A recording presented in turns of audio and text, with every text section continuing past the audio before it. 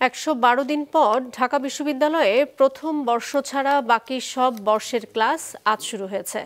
ক্লাসে ফিরেছেন শিক্ষক ও শিক্ষার্থীরা। উপাচার্য জানিয়েছেন, দীর্ঘদিন বন্ধ থাকায় শিক্ষা কার্যক্রমে যে জট তৈরি হয়েছে, অতিরিক্ত ক্লাস নেয়ার মাধ্যমে তার সমাধান করা হবে।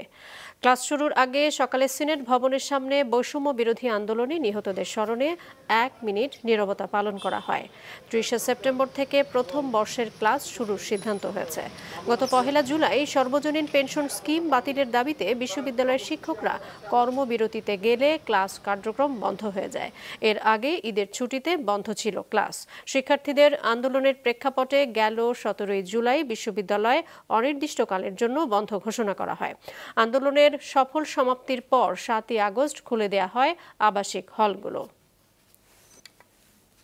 নতুন বাংলাদেশে প্রায় ১১২ দিন পর ঢাকা বিশ্ববিদ্যালয়ের একাডেমিক কার্যক্রম শুরু হলো। কিছু সময় আমরা পড়াশোনার মধ্যে থাকতে পারিনি, সেটি কি করে দ্রুত পুষিয়ে নেওয়া যায় সে বিষয়ে আমাদের কিছু পরিকল্পনা আছে। কিছু দ্বন্দ্ব তৈরি হয়েছে বিভিন্ন ক্ষেত্রে, সেটিও নিরসনে আমরা প্রয়োজনীয় পদক্ষেপ নেওয়ার চেষ্টা করছি। এই প্রত্যেকটা বিষয়েই আপনাদের সহযোগিতা দরকার।